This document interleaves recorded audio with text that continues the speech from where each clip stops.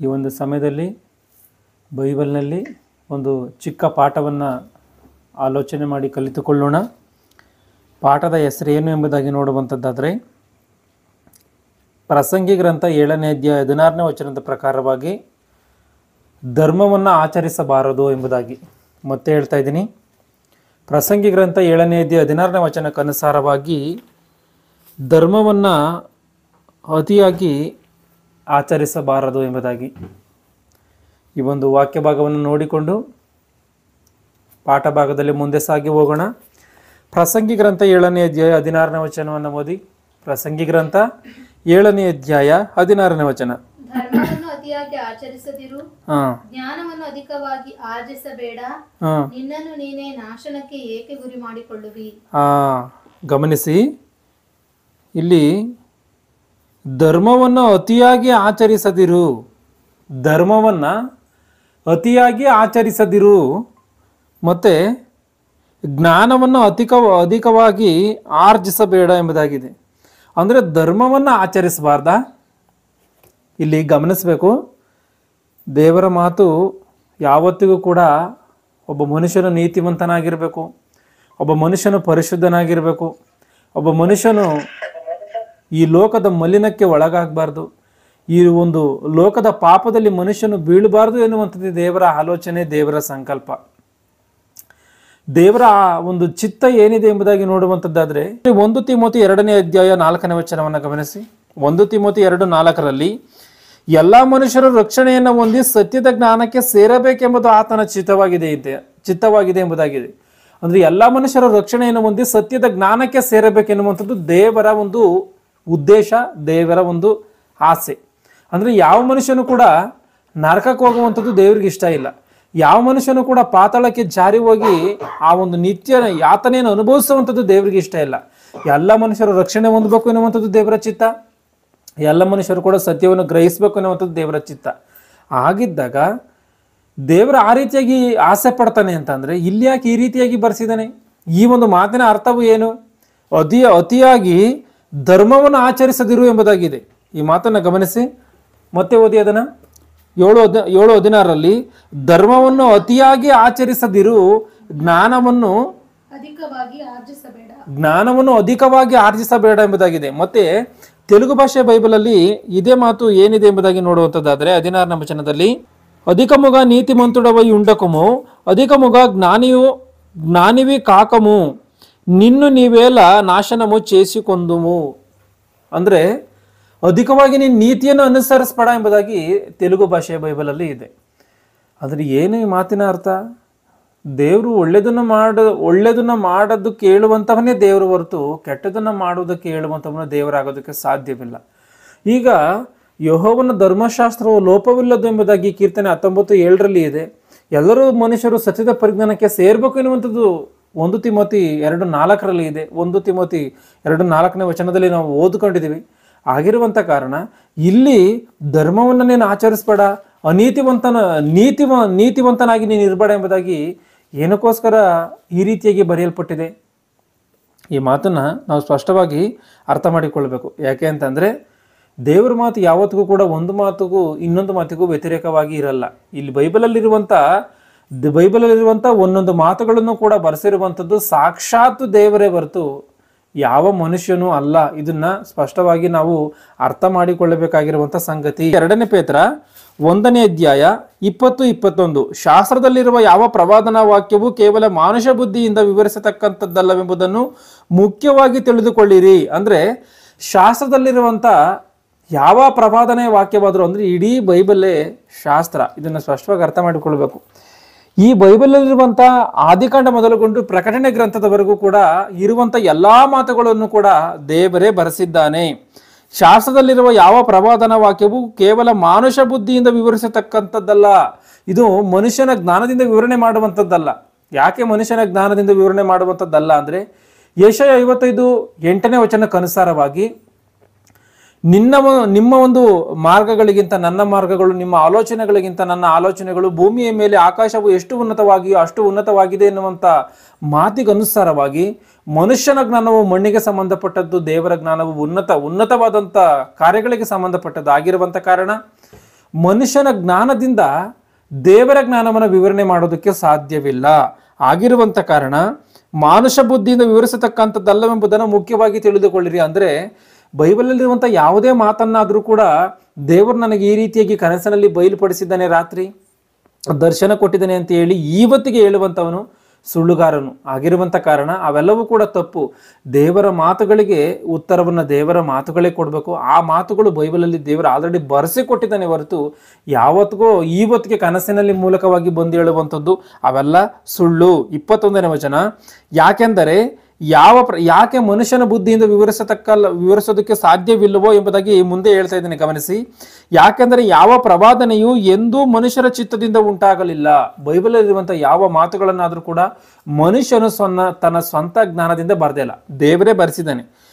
ಯಾಕೆಂದರೆ ಯಾವ ಪ್ರವಾದನೆಯು ಎಂದೂ ಮನುಷ್ಯರ ಚಿತ್ತದಿಂದ ಉಂಟಾಗಲಿಲ್ಲ. ಮನುಷ್ಯರು ಪವಿತ್ರಾತ್ಮ ಪ್ರೇರಿತರಾಗಿ ದೇವರಿಂದ ಹೊಂದಿದ್ದನ್ನೇ ಮಾತಾಡಿದರು. ಮನುಷ್ಯರು ಪವಿತ್ರಾತ್ಮ ಪ್ರೇರಿತರಾಗಿ ದೇವರಿಂದ ಹೊಂದಿದ್ದನ್ನೇ ಮಾತಾಡಿದರು. ದೇವರಿಂದ ಏನನ್ನು ಅವರು ಕೇಳಿದರೋ ಅದನ್ನೇ ಮಾತಾಡಿದ್ದಾರೆ. ದೇವರ ಅವರ ಮೂಲಕವಾಗಿ ಏನು ಮಾತಾಡಿಸಿದನೋ ಬರೆಸಿದನೋ ಅದನ್ನೇ ಬರೆದಿದ್ದಾರೆ ಹೊರತು ಇವರ ಸ್ವಂತ ಜ್ಞಾನದಿಂದ ಯಾವುದನ್ನು ಕೂಡ ಬರೆದಿಲ್ಲ. ಹೀಗಿದ್ದಾಗ ಈ ಮಾತುಗಳು ಯಾಕೆ ಈ ಮಾತುಗಳು ದೇವರು ನೀನು ಎಲ್ಲರೂ ಕೂಡ ಮನುಷ್ಯರು ನೀತಿವಂತರಾಗಿರ್ಬೇಕು ಎಂಬುದಾಗಿ ಆಸೆ ಪಡುವಂಥ ದೇವರು ಯಾಕೆ ಈ ರೀತಿಯಾಗಿ ಬರೆಸ್ತಾನೆ? ಇಲ್ಲಿ ಇರುವಂಥ ಮಾತಿನ ಅರ್ಥವು ಏನು ಎಂಬುದಾಗಿ ನಾವು ಒಂದ್ಸರಿ ಆಲೋಚನೆ ಮಾಡಿ ನೋಡುವಂಥದ್ದಾದರೆ ನಾವು ಮುಖ್ಯವಾಗಿ ತಿಳ್ಕೊಳ್ಬೇಕಾಗಿರುವಂಥ ಒಂದು ವಿಚಾರ ಏನು ಅಂತ ಅನ್ನುವಾಗ, ನೀತಿವಂತರು ಯಾವ ರೀತಿಯಾಗಿ ಆಗ್ತಾರೆ. ಈಗ ತೆಲುಗು ಭಾಷೆ ಬೈಬಲಲ್ಲಿ ಅಧಿಕವಾಗಿ ನೀನು ನೀತಿಯನ್ನು ಅನುಸರಿಸದಿರು ಎಂಬುದಾಗಿ ಇದೆಯಲ್ಲ, ಈ ನೀತಿವಂತರು ಯಾವಾಗ ಆಗ್ತಾರೆ, ಯಾವಾಗ ಒಬ್ಬ ಮನುಷ್ಯನು ನೀತಿವಂತನಾಗೋದಕ್ಕೆ ಸಾಧ್ಯ ಎಂಬುದಾಗಿ ನಾವು ಒಂದ್ಸರಿ ಆಲೋಚನೆ ಮಾಡಿ ನೋಡುವಂಥದ್ದಾದರೆ ಯಾಕೋಬನ ಗ್ರಂಥ 2ನೇ ಅಧ್ಯಾಯ 23ನೇ ವಚನವನ್ನು ಗಮನಿಸಿ. ಯಾಕೋಬನ ಗ್ರಂಥ 2:23, ಅಬ್ರಹಾಮನು ದೇವರನ್ನು ನಂಬಿದನು, ಆ ನಂಬಿಕೆ ಅವನ ಲೆಕ್ಕಕ್ಕೆ ನೀತಿ ಎಂದು ಎಣಿಸಲ್ಪಟ್ಟಿತು. ಅಂದ್ರೆ ಅಬ್ರಹಾಮನು ದೇವರನ್ನ ನಂಬಿದಂತೆ, ಆ ನಂಬಿಕೆ ಅವನ ಲೆಕ್ಕಕ್ಕೆ ನೀತಿ ಅಂತೇಳಿ ಎಣಿಸಲ್ಪಡತಂತೆ. ಅಂದ್ರೆ ಯಾವಾಗ ಅಬ್ರಹಾಮನು ದೇವರನ್ನ ನಂಬುದ್ನೋ, ದೇವರೇನ್ ಮಾಡಿದ್ದಾರೆ, ಅಬ್ರಹಾಮನನ್ನ ಇವನು ನೀತಿವಂತ ಎಂಬುದಾಗಿ ತೀರ್ಮಾನ ಮಾಡಿದ್ರು. ಅಂದ್ರೆ ಏನಿದ್ರ ಅರ್ಥ? ನಂಬ್ತಿದ್ದಂಗೆನೇ ನೀತಿವಂತನು ಎಂಬುದಾಗಿ ತೀರ್ಮಾನ ಮಾಡ್ತಾರ. ಒಬ್ಬ ಮನುಷ್ಯನು ದೇವರನ್ನ ನಂಬ್ತಿದ್ದಂಗೆನೇ ಈ ದೇವರು ಇವನನ್ನ ನೀತಿವಂತ ಎಂಬುದಾಗಿ ತೀರ್ಮಾನ ಮಾಡ್ತಾರ? ಆ ರೀತಿಯಾಗಿ ತೀರ್ಮಾನ ಮಾಡಿದ್ದಾರೆ. ಅಂದ್ರೆ ಅಬ್ರಹಾಮನು ದೇವರನ್ನ ನಂಬಿದನು, ದೇವರು ಅವನನ್ನ ನೀತಿವಂತ ಎಂಬುದಾಗಿ ತೀರ್ಮಾನ ಮಾಡಿದ್ದಾರೆ.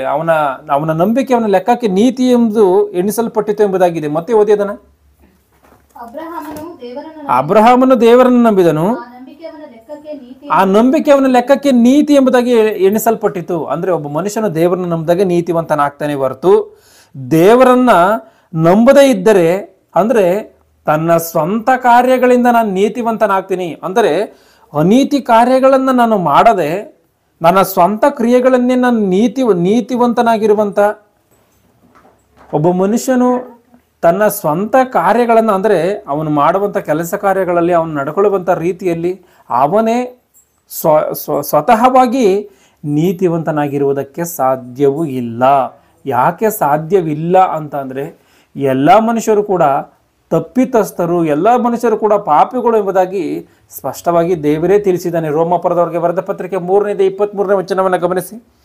ರೋಮಾಪುರದವರಿಗೆ ಬರೆದ ಪತ್ರಿಕೆ 3ನೇ ಅಧ್ಯಾಯ 23ನೇ ವಚನವನ್ನ, ಎಲ್ಲರೂ ಪಾಪ ಮಾಡಿ, ಗಮನಿಸಿ ಇಲ್ಲಿ ಏನಿದೆಯೋ, ಎಲ್ಲರೂ ಪಾಪ ಮಾಡಿ, ಅಂದ್ರೆ ಎಲ್ಲರೂ ಪಾಪ ಮಾಡಿದರೆ ಎಲ್ಲರೂ ಕೂಡ ಪಾಪ ಮಾಡಿದ್ದಾರೆ. ಇವತ್ತು ಎಲ್ಲರೂ ಪಾಪ ಮಾಡಿರುವಂತ ಕಾರಣ ಯಾವುದೊಬ್ಬ ಮನುಷ್ಯನು ನಾನು ನೀತಿವಂತನು, ದೇವರನ್ನು ನಂಬುವಂತನ ಅವಶ್ಯಕತೆ ನನಗಿಲ್ಲ, ದೇವರು ನನ್ನ ಪಾಪವನ್ನು ತೆಗೆಯುವಂತ ಅವಶ್ಯಕತೆ ಇಲ್ಲ, ಯಾಕೆಂದ್ರೆ ನಾನು ಪರಿಶುದ್ಧನೇ, ನಾನು ಈ ಭೂಮಿ ಮೇಲೆ ನನ್ನ ಬುದ್ಧಿ ಕಂಡಾಗಿನಿಂದ ಯಾವ ತಪ್ಪನ್ನು ಕೂಡ ಮಾಡಿಲ್ಲ, ಯಾವ ಅಪರಾಧವನ್ನು ಕೂಡ ಮಾಡಿಲ್ಲ, ಯಾವ ಪಾಪವನ್ನು ಕೂಡ ನಾನು ಮಾಡಿಲ್ಲ ಎಂಬುದಾಗಿ ಈ ಭೂಮಿ ಮೇಲೆ ಆದಾಮನು ಮೊದಲುಗೊಂಡು ಯೇಸು ಕ್ರಿಸ್ತನ 2ನೇ ಬರುವಿಕೆಯವರೆಗೂ ಕೂಡ ಹುಟ್ಟಿ ಸಾಯುವಂತ ಯಾವ ಮನುಷ್ಯನಾದ್ರೂ ಕೂಡ ಹೇಳುವುದಕ್ಕೆ ಸಾಧ್ಯವಿಲ್ಲ, ಯೇಸು ಕ್ರಿಸ್ತನನ್ನು ಹೊರತುಪಡಿಸಿ. ಗಮನಿಸಿ ಇದನ್ನ, ಯೇಸು ಕ್ರಿಸ್ತನ ಆತನು ನೀತಿವಂತನಾಗಿದ್ದಾನೆ, ಆದರೆ ಯೇಸು ಕ್ರಿಸ್ತನನ್ನು ಹೊರತುಪಡಿಸಿ ಯಾವ ಮನುಷ್ಯನು ಕೂಡ ಕ್ರಿಸ್ತನಂತೆ ತನ್ನ ಕ್ರಿಯೆಗಳ ಮೂಲಕವಾಗಿಯೇ ತಪ್ಪಿಲ್ಲದಂಥ ರೀತಿಯಲ್ಲಿ ಇರುವುದಕ್ಕೆ ಸಾಧ್ಯವಿಲ್ಲ. ಯಾವುದೋ ಒಂದು ದೋಷದಲ್ಲಿ ಮನುಷ್ಯನು ತಪ್ಪಿತಸ್ಥನಾಗೇ ಆಗ್ತಾನೆ. ಆಗಿರುವಂಥ ಕಾರಣವೇ ಇವತ್ತು ಒಬ್ಬ ಮನುಷ್ಯನು ದೇವರನ್ನು ನಂಬಬೇಕು, ಇವತ್ತೊಬ್ಬ ಮನುಷ್ಯನು ಯೇಸು ಕ್ರಿಸ್ತನನ್ನು ನಂಬಬೇಕು. ಆ ನಂಬಿಕೆಯಿಂದಲೇ ನೀತಿವಂತನಾಗ್ತಾನೆ. ಒಂದು ಸಮಯದಲ್ಲಿ ನೋಡುವಾಗ ಮನುಷ್ಯನು ತಪ್ಪನ್ನು ಮಾಡಿದ್ರೆ ಹಳೆ ಒಡಂಬಡಿಕೆ ಕಾಲದಲ್ಲಿ ಇಸ್ರಾಯೇಲ್ಯರು ಹೋಗಿ ಬಲಿಗಳನ್ನು ಅರ್ಪಿಸಿ ಅವರ ಪಾಪ ಪರಿಹಾರವನ್ನು ಮಾಡ್ಕೋಬೇಕಾಗಿತ್ತು. ಆದರೆ ಇವತ್ತು ನಾವು ದೇವರನ್ನ ನಂಬುವಂಥದ್ರ ಮೂಲಕವಾಗಿ ನಮ್ಮ ಪಾಪ ಪರಿಹಾರ ಆಗೋಗ್ತದೆ. ಇವತ್ತು ನಾವು ಬಲಿಗಳನ್ನು ಅರ್ಪಿಸಂಗಿಲ್ಲ. ನಮ್ಮೆಲ್ಲ ಬಲಿಗಳಿಗೋಸ್ಕರ ಯೇಸು ಕ್ರಿಸ್ತನೇ ಒಂದ್ಸರಿ ಬಲಿಯಾಗಿರುವಂಥ ಕಾರಣ ಆ ಬಲಿಯಾಗಿರುವಂಥ ಕ್ರಿಸ್ತನನ್ನು ನಂಬಿದ್ರೆ ಮಾತ್ರವೇ ಸಾಕು ನಮಗೆ ಪಾಪ ಪರಿಹಾರ ಆಗುತ್ತೆ ಎನ್ನುವಂಥದ್ದನ್ನು ನಾವು ಸ್ಪಷ್ಟವಾಗಿ ಅರ್ಥ ಮಾಡಿಕೊಳ್ಬೇಕು. ಅಂದರೆ ನಮ್ಮ ಪಾಪ ಪರಿಹಾರವು ದೇವರ ನಂಬಿರುವಂಥದ್ರಿಂದಲೇ ಆಗುತ್ತೆ ಹೊರತು ನಮ್ಮ ಸ್ವಂತ ಕ್ರಿಯೆಗಳಿಂದ ಆಗುವುದಿಲ್ಲ ಎನ್ನುವಂಥದ್ದನ್ನು ನಾವು ಅರ್ಥ ಮಾಡಿಕೊಳ್ಬೇಕು. ರೋಮಪುರದವರಿಗೆ ಬರೆದ ಪುಸ್ತಕ 10ನೇ ಅಧ್ಯಾಯ 9ನೇ ವಚನವನ್ನು, ಅದೇನೆಂದರೆ ನೀನು ಯೇಸುವನೇ ಕರ್ತನೆಂದು ಬಾಯಿಂದ ಅರಿಕೆ ಮಾಡಿಕೊಂಡು ದೇವರು ಆತನನ್ನು ಸತ್ತವರೊಳಗಿಂದ ಎಬ್ಬಿಸಿದನೆಂದು ಹೃದಯದಿಂದ ನಂಬಿದರೆ ನಿನಗೆ ರಕ್ಷಣೆಯಾಗುವುದು ಎಂಬುದೇ. ಅದೇನೆಂದರೆ 8ನೇ ವಚನದಿಂದ ಗಮನಿಸಿ, ದೇವರ ವಾಕ್ಯವು ನಿನ್ನ ಸಮೀಪದಲ್ಲಿಯೇ ಇದೆ, ಅದು ನಿನ್ನ ಬಾಯಲ್ಲಿಯೂ ನಿನ್ನ ಹೃದಯದಲ್ಲಿಯೂ ಇದೆ ಅನ್ನುತ್ತದೆ. ಆ ವಾಕ್ಯವು ನಾವು ಸಾರುವ ನಂಬಿಕೆಯ ವಿಷಯವಾದ ವಾಕ್ಯವೇ. ಅದೇನೆಂದರೆ ನೀನು ಯೇಸುವನ್ನೇ ಕರ್ತನೆಂದು ಬಾಯಿಂದ ಅರಿಕೆ ಮಾಡಿಕೊಂಡು ದೇವರು ಆತನನ್ನು ಸತ್ತವರೊಳಗಿಂದ ಎಬ್ಬಿಸಿದನೆಂದು ಹೃದಯದಿಂದ ನಂಬಿದರೆ ನಿನಗೆ ರಕ್ಷಣೆಯಾಗುವುದು ಎಂಬುದೇ. ಹೃದಯದಿಂದ ನಂಬುವುದರ ಮೂಲಕ ನೀತಿಯು ದೊರಕುತ್ತದೆ. ಗಮನಿಸಿ, ಇಲ್ಲಿ 10ನೇ ವಚನದಲ್ಲಿ ಏನಿದೆಯೋ, ಹೃದಯದಿಂದ ನಂಬುವುದರ ಮೂಲಕ ನೀತಿಯು ದೊರಕುತ್ತದೆ. ಒಬ್ಬ ಮನುಷ್ಯನು ಹೃದಯದಿಂದ ಯೇಸು ಕ್ರಿಸ್ತನ ನಂಬುವಂಥದ್ದಾದರೆ ಸತ್ತವರೊಳಗಿಂದ ಎಬ್ಬಿಸಿದ್ದಾನೆ ಕ್ರಿಸ್ತನನ್ನ ಎಂಬುದಾಗಿ ಒಂದು ವೇಳೆ ನಂಬುವಂಥದ್ದಾದರೆ, ನನ್ನ ಪಾಪಕ್ಕೋಸ್ಕರ ಯೇಸು ಕ್ರಿಸ್ತನು ಸತ್ತು ಉಣಲ್ಪಟ್ಟು ಪುನರುತ್ಥಾನನಾಗಿ ಎದ್ದಿದ್ದಾನೆ, ದೇವರ ಆತನನ್ನು ಎಬ್ಬಿಸಿದ್ದಾನೆ ಎಂಬುದಾಗಿ ನಂಬುವಂಥದ್ದಾದರೆ ರಕ್ಷಣೆ ಆಗುತ್ತಂತೆ. 10ನೇ ವಚನದಲ್ಲಿ ಆ ಮಾತಿದೆ. ಹೃದಯದಿಂದ ನಂಬುವುದರ ಮೂಲಕ ನೀತಿಯು ದೊರಕುತ್ತೆ. ಒಬ್ಬ ಮನುಷ್ಯನು ನೀತಿವಂತನಾಗ್ತಾನೆ ನಂಬುವಂಥದ್ರಿಂದ. ಬಾಯಿಂದ ಅರಿಕೆ ಮಾಡುವುದರ ಮೂಲಕ ರಕ್ಷಣೆ ಆಗುತ್ತದೆ. ಆತನ ಮೇಲೆ ನಂಬಿಕೆ ಇಡುವ ಯಾವನಾದರೂ ಆಶಾಭಂಗ ಪಡುವುದಿಲ್ಲವೆಂದು ಶಾಸ್ತ್ರವು ಹೇಳುತ್ತದೆ ಅಷ್ಟೇ. ಅಂದರೆ ಒಬ್ಬ ಮನುಷ್ಯನು ತನ್ನ ಸ್ವಂತ ಕ್ರಿಯೆಗಳಿಂದ ನೀತಿವಂತನಾಗುವುದಕ್ಕೆ ಸಾಧ್ಯವಿಲ್ಲ ಎನ್ನುವಂಥದ್ದು ಸ್ಪಷ್ಟವಾಗಿ ಅರ್ಥ ಮಾಡಿಕೊಳ್ಳಬೇಕು. ಅಂದರೆ ಆ ಮಾತಿನ ಅರ್ಥ ಏನು ಎಂಬುದಾಗಿ ನೋಡುವಾಗ ಅಧಿಕವಾಗಿ ನೀನು ಧರ್ಮವನ್ನು ಆಚರಿಸದಿರು ಎಂಬುದಾಗಿದೆಯಲ್ಲ, ತೆಲುಗು ಭಾಷೆಯಲ್ಲಿ ಅಧಿಕವಾಗಿ ನೀನು ನೀತಿವಂತನಾಗಿ ಇರಬೇಡ ಎಂಬುದಾಗಿದೆಯಲ್ಲ, ಇದರ ಅರ್ಥ ಏನು ಅಂತೇಳಿ ನೋಡುವಾಗ ನಿನ್ನ ಸ್ವಂತ ಕ್ರಿಯೆಗಳಿಂದ ನೀನು ನೀತಿವಂತನಾಗುವುದಕ್ಕೆ ಸಾಧ್ಯವಿಲ್ಲ. ಆದ್ದರಿಂದ ನೀನು ನಿನ್ನ ಸ್ವಂತ ಕ್ರಿಯೆಗಳಿಂದ ಎಷ್ಟರ ಮಟ್ಟಿಗೆ ನೀನು ಪ್ರಯತ್ನ ಪಟ್ಟು ನಾನು ನೀತಿವಂತನಾಗಿ ಇರಬೇಕು ಅಂದರೂ ಕೂಡ ಅದು ಸಾಧ್ಯವಿಲ್ಲ. ಆಗಿರುವಂಥ ಕಾರಣ ನೀನು ಅದನ್ನು ಮಾಡೋದಕ್ಕೆ ಹೋಗ್ಬೇಡ.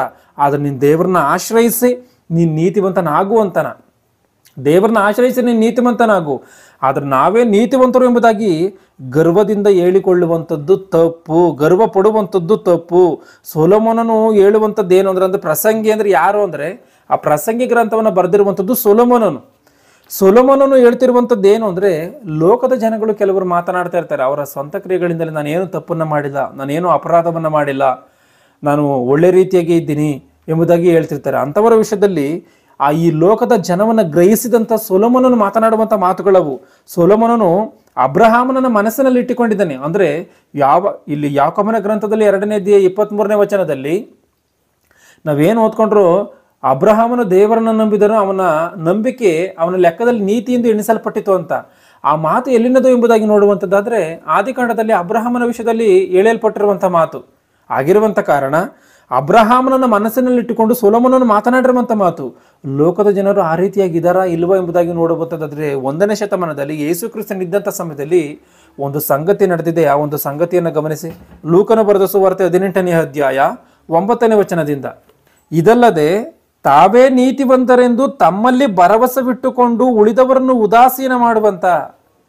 ಇಲ್ಲಿ ಕೆಲವೊಂದು ಜನಗಳ ವಿಷಯದಲ್ಲಿ ಯೇಸು ಕ್ರಿಸ್ತನು ಮಾತನಾಡ್ತಾ ಇದ್ದಾನೆ. ಇದಲ್ಲದೆ ತಾವೇ ನೀತಿವಂತರೆಂದು ತಮ್ಮಲ್ಲಿ ಭರವಸವಿಟ್ಟುಕೊಂಡು ಉಳಿದವರನ್ನು ಉದಾಸೀನ ಮಾಡುವಂತ ಕೆಲವರಿಗೆ ಒಂದು ಸಾಮ್ಯವನ್ನು ಹೇಳಿದನು. ಅಂದ್ರೆ ಕೆಲವರು ಈ ರೀತಿಯಾಗಿದ್ದಾರೆ, ಅಂದ್ರೆ ಈ ರೀತಿಯಾಗಿದ್ದಾರೆ, ನಾವು ನೀತಿವಂತರು, ಇನ್ನು ಕೆಲವರು ಪಾಪಿಗಳು, ನಾವೇನೋ ತಪ್ಪನ್ನು ಮಾಡದಲೇ ಇರುವಂಥವ್ರು, ಆದರೆ ಇವರೆಲ್ಲ ತಪ್ಪನ್ನು ಮಾಡಿರುವಂಥವ್ರು, ನಾವು ಒಂದು ರೀತಿಯಲ್ಲಿ ಶ್ರೇಷ್ಠರು ಎಂಬುದಾಗಿ, ಯಾವ ತಪ್ಪನ್ನು ಮಾಡೇ ಇಲ್ಲ ನಾವು ಎಂಬುದಾಗಿ ವಾದ ಮಾಡುವಂಥವರು, ಮಾತಾಡುವಂಥವರು, ಮನಸ್ಸಿನಲ್ಲಿ ಆ ರೀತಿಯಾಗಿ ಅಂದುಕೊಳ್ಳುವಂಥವ್ರು ಇರ್ತಾರೆ. ಅಂಥವ್ರ ವಿಷಯದಲ್ಲಿ ಯೇಸು ಕ್ರಿಸ್ತನು ಮಾತನಾಡ್ತಾ ಇದ್ದೇನೆ. 10ನೇ ವಚನವನ್ನು ಗಮನಿಸಿ. ಅದೇನೆಂದರೆ, ಪ್ರಾರ್ಥನೆ ಮಾಡಬೇಕೆಂದು 2 ಮನುಷ್ಯರು ದೇವಾಲಯಕ್ಕೆ ಹೋದರು. ಒಬ್ಬನು ಪರಿಸಾಯನು, ಒಬ್ಬನು ಸುಂಕದವನು. ಪರಿಸಾಯನು ನಿಂತುಕೊಂಡು ದೇವಾಲಯಕ್ಕೆ ಪ್ರಾರ್ಥನೆ ಮಾಡೋದಕ್ಕೋಸ್ಕರ ಒಬ್ಬ ಸುಂಕದವನು ಒಬ್ಬ ಪರಿಸಾಯನು ಇಬ್ಬರು ಹೋಗಿದ್ದಾರೆ. 11ನೇ ವಚನ, ಪರಿಸಾಯನು ನಿಂತುಕೊಂಡು ಪ್ರಾರ್ಥಿಸುವಾಗ ತನ್ನೊಳಗೆ, ದೇವರೇ, ಸುಲುಕೊಳ್ಳುವವರು, ಅನ್ಯಾಯಗಾರರು, ಆದರ ಮಾಡುವವರು ಆಗಿರುವ ಉಳಿದ ಜನರಂತೆ ನಾನಲ್ಲ, ಈ ಸುಂಕದವನಂತೆಯೂ ಅಲ್ಲ. ಸುಂಕದವನು ಪರಿಸಯನು ಇಬ್ರು ಹೋಗಿದಾರಲ್ಲ, ಅದರಲ್ಲಿ ಪರಿಸಯನ ಮಾತನಾಡುವಂಥ ಮಾತು ಏನು ಅಂತಂದ್ರೆ ಆತನು ದೇವರಿಗೆ ಏನಂತ ಹೇಳ್ತಾ ಇದ್ದಾನೆ ಅಂದರೆ, ದೇವರೇ, ಸುಲುಕೊಳ್ಳುವಂಥವ್ರು ಇದ್ದಾರೆ, ಅನ್ಯಾಯ ಮಾಡುವಂಥವ್ರು ಇದ್ದಾರೆ, ಆದರ ಮಾಡುವಂಥವ್ರು ಇದ್ದಾರೆ, ಇಂಥ ಒಂದು ಜನಗಳಂತೆ ನಾನಲ್ಲ. ನನ್ನ ಪಕ್ಕದಲ್ಲಿರುವಂಥ ಈ ಸುಂಕದವನಂತೆಯೂ ಕೂಡ ನಾನಲ್ಲ. ಈ ಸುಂಕದವನು ಕೂಡ ಅನ್ಯಾಯವಾಗಿ ಎಳೆದುಕೊಳ್ಳುವಂಥವನು ಇವನು, ಆದರೆ ಇವನಂಥವನು ಕೂಡ ನಾನಲ್ಲ. ಆದ್ದರಿಂದ ನಿನಗೆ ನಾನು ಸ್ತೋತ್ರವನ್ನು ಮಾಡ್ತೀನಿ. ವಾರಕ್ಕೆ 2 ವರ್ತಿ ನಾನು ಉಪವಾಸವನ್ನು ಮಾಡ್ತೀನಿ. ವಾರಕ್ಕೆ 2 ದಿನ ನಾನು ಉಪವಾಸವನ್ನು ಮಾಡ್ತೀನಿ. ನಾನು ಸಂಪಾದಿಸುವ ಎಲ್ಲದರಲ್ಲಿ 10ರಲ್ಲೊಂದು ಪಾಲು ಕೊಡುತ್ತೇನೆ ಅಂದುಕೊಂಡನು. ನಾನು ದಶಮ ಭಾಗವನ್ನು ಕೊಡ್ತಾ ಇದ್ದೀನಿ. ನಾನು ದುಡಿದಂಥ ಎಲ್ಲದರಲ್ಲೂ ನಿನಗೆ ಕಾಣಿಕೆಯನ್ನು ಕೊಡ್ತಾ ಇದ್ದೀನಿ. ನಾನು ಯಾವ ಅನ್ಯಾಯವನ್ನು ಮಾಡಿಲ್ಲ, ನಾನು ಆಧಾರವನ್ನು ಮಾಡಿಲ್ಲ, ವ್ಯಭಿಚಾರವನ್ನು ಮಾಡಿಲ್ಲ, ನಾನು ಈ ರೀತಿಯಾಗಿ ಸುಂಕದವನಂತೆಯೂ ಕೂಡ ನಾನು ಬದುಕಿಲ್ಲ ಎಂಬುದಾಗಿ ಹೇಳ್ತಾ ಇದ್ದೇನೆ.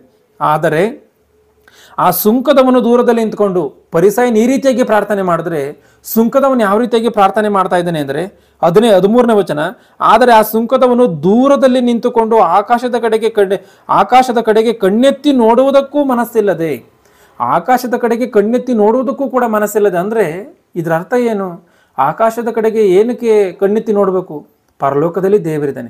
ಆಕಾಶದ ಕಡೆಗೆ ಕಣ್ಣೆತ್ತಿ ನೋಡಿದ್ರೆ ಒಂಥರ ದೇವರ ಕಡೆಗೆ ನೋಡಿದಂಥ ರೀತಿಯಲ್ಲಿ ಆಗಿರುವಂಥ ಕಾರಣ ಆ ಆಕಾಶದ ಕಡೆಗೆ ದೇವರ ಕಡೆಗೂ ಕೂಡ ನೋಡೋದಕ್ಕೆ ಮನಸ್ಸಿಲ್ಲದೆ ಎದೆಯನ್ನು ಬಡ್ಕೊಳ್ತಾ, ದೇವರೇ, ಪಾಪಿಯಾದ ನನ್ನನ್ನು ಕರುಣಿಸು ಅಂದನು.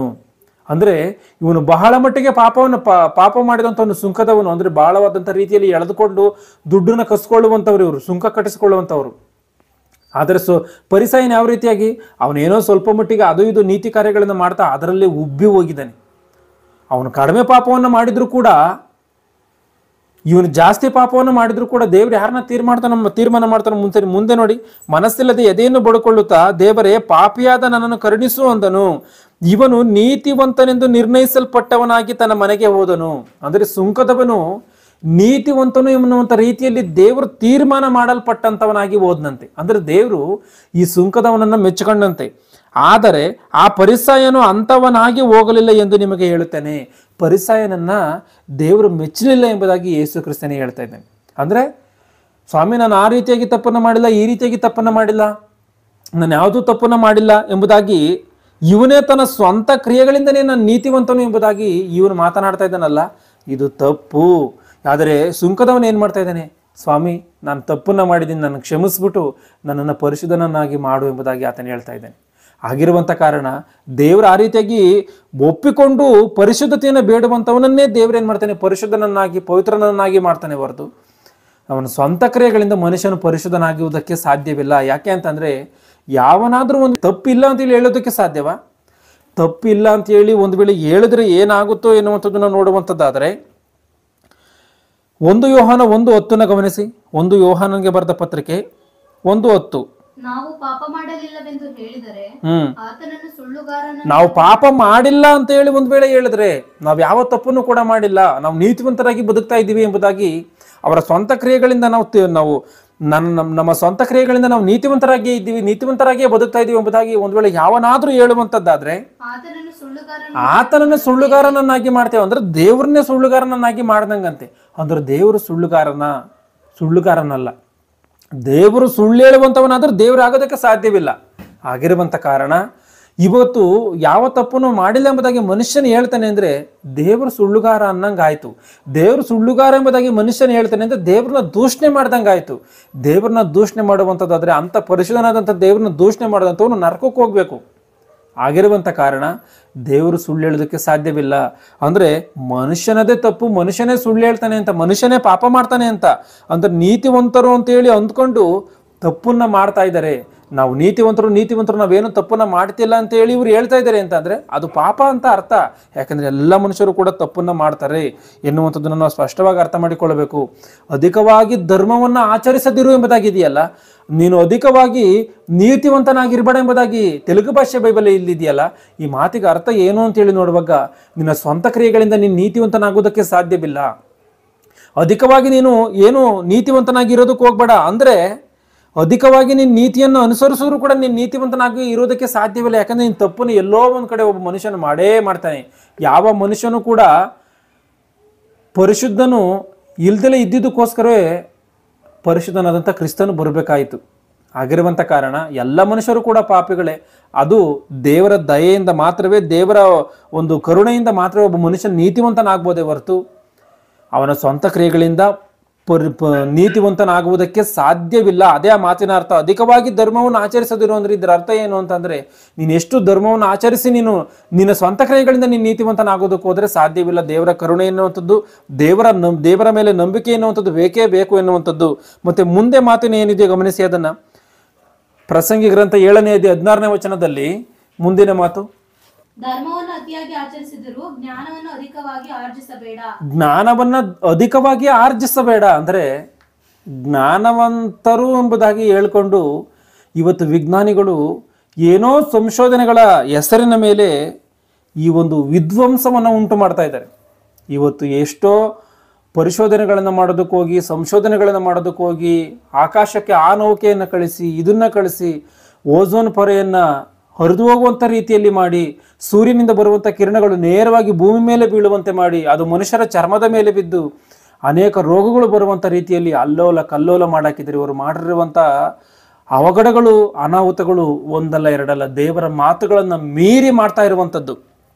ಇವತ್ತು ದೇವರ ಮಾತುಗಳನ್ನು ಮೀರಿ ಯಾವ ಗ್ರಹದಲ್ಲೂ ಕೂಡ ಮನುಷ್ಯನು ಜೀವಿ ಬದುಕುವುದಕ್ಕೆ ಅವಕಾಶ ಇಲ್ಲ ಎಂಬುದಾಗಿ ದೇವರು ಹೇಳಿದ್ರು ಕೂಡ, ಬೈಬಲ್ ಹೇಳಿದ್ರು ಕೂಡ ಅದನ್ನು ನಂಬದಂಥ ರೀತಿಯಲ್ಲಿ, ಅದನ್ನು ಅರ್ಥ ಮಾಡಿಕೊಳ್ಳದಂಥ ರೀತಿಯಲ್ಲಿ, ನಾನು ಆ ಗ್ರಹದಲ್ಲಿ ಬದುಕ್ತೀನಿ, ಈ ಗ್ರಹದಲ್ಲಿ ಬದುಕ್ತೀನಿ ಎನ್ನುವಂಥ ರೀತಿಯಲ್ಲಿ ಪ್ರಜೆಗಳ ದುಡ್ಡನ್ನು ತೆಗೆದುಕೊಂಡು ಹೋಗಿ ಸಾವಿರಾರು ಕೋಟಿ ರೂಪಾಯಿಗಳನ್ನು ಸಂಶೋಧನೆಗಳ ಹೆಸರಿನಲ್ಲಿ ಹಾಕಿ ಹಾಳು ಮಾಡ್ತಾ ಇದ್ದಾರೆ. ಅಂದರೆ ಇದೆಲ್ಲವೂ ಕೂಡ ಬುದ್ಧಿಹೀನ ಕಾರ್ಯಗಳು, ಅಜ್ಞಾನವಾದಂಥ ಕಾರ್ಯಗಳು.